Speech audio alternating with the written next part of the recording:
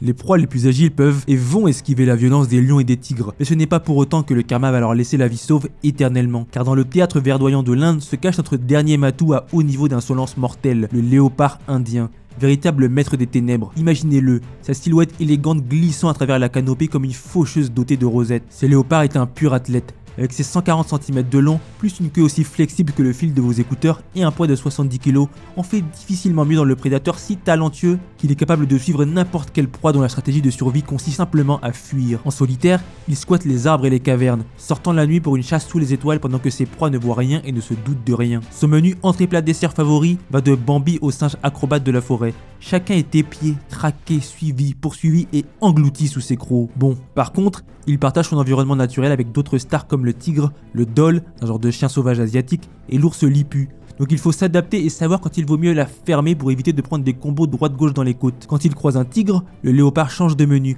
optant pour des proies plus discrètes. C'est un peu comme éviter le patron au bureau, sauf qu'au lieu d'une soufflante, c'est deux câlins dans la nuque qu'il peut vous donner. Au niveau des léopards, on compte aussi des mangeurs d'humains sans la moindre pitié. Le plus connu d'entre eux est le léopard de Rudra Prayag, un démon qui, en 1918, a commencé sa terrible série de claques mortelles dont le nombre s'est élevé à 125 pertes humaines de ses pattes. En 2018 donc, un habitant du village de Benji se fait attaquer par ce fauve qui goûte à cette tendre chair humaine et trouve que c'est un délice. Ce léopard n'était pas un prédateur comme les autres. Cet insolent ne pouvait tellement pas résister à l'envie d'engloutir de l'humain qu'il a brisé des portes de maisons, grimpé par des fenêtres, donné des coups de patte pour faire tomber les parois fragiles des huttes de villageois. Ensuite, il attaquait sans pitié le premier humain qu'il y trouvait et le traînait dans les ténèbres de la forêt pour le dévorer. Et le tout donc sur 125 personnes qu'il a englouties.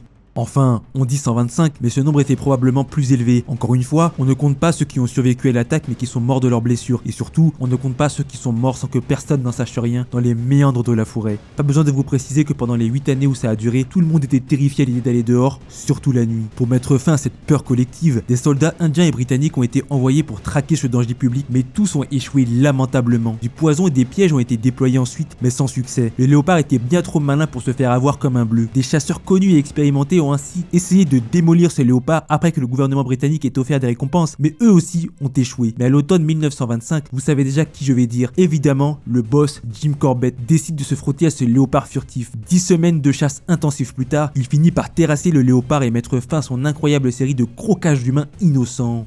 Les notes de Corbett relèvent que ces léopards étaient un vieux mâle en forme, hormis des blessures guéries dues aux essais de chasseurs de l'arrêter. De plus, le léopard a commencé à s'attaquer aux humains 8 années plus tôt, alors qu'il était jeune. Ce n'est donc pas la faiblesse de l'âge qui l'aurait tourné vers les humains plutôt qu'à ses proies habituelles. Selon lui, alors que l'Inde était en proie à des épidémies et que le corps des morts était laissé sans être enterré en pleine nature, les léopards auraient mangé ces restes humains et auraient pris goût à l'humain. Puis, lorsque les épidémies se sont arrêtées et qu'il n'y avait plus de cadavres à dévorer, les léopards auraient décidé de s'attaquer aux humains vivants, qui aurait donc causé la folie destructrice du léopard de Rudra Prayag et de celui de Panar. Ah, celui de Panar était lui aussi un léopard mangeur d'humains que Jim Corbett a vaincu en 1910, et ce léopard est le plus meurtrier de l'histoire avec 400 victimes humaines à son compte. Pourtant, je vous ai dit que c'est celui de Rudra Prayag qui est le plus connu, malgré presque 4 fois moins de victimes. Et ce car celui de Panar a dévoré des gens dans des zones reculées qui n'ont pas attiré l'attention des médias indiens et britanniques. De nos jours, les léopards sont toujours au cœur des conflits avec les humains. En 2015 par exemple, les léopards ont envoyé au ciel 3 indiens et en ont blessé gravement 12. En 2018, un enfant de 3 ans s'est fait attraper et dévorer dans un parc indien. Or la mère du petit travaillait pour ce parc, mais alors que la nounou ramenait le petit dans sa maison après une balade, elle n'a pas vu qu'un léopard les suivait et celui-ci s'est jeté sur le bébé mettant fin à sa courte vie. Cliquez ici pour regarder la vidéo complète.